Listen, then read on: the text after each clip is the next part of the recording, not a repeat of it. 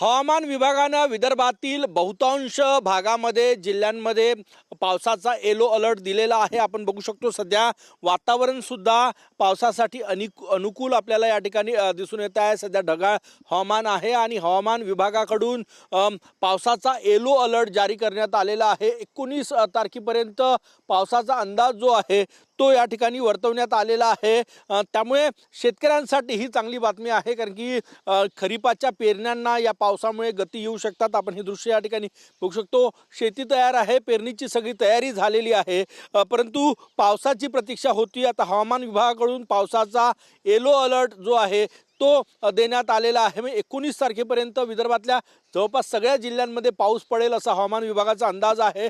वातावरण सुद्धा अनुकूल आहे। गेल्या 2-3 दिवस झाले रिमझिम पाऊस येतोय, कुठे मुसळधार पाऊस येतोय।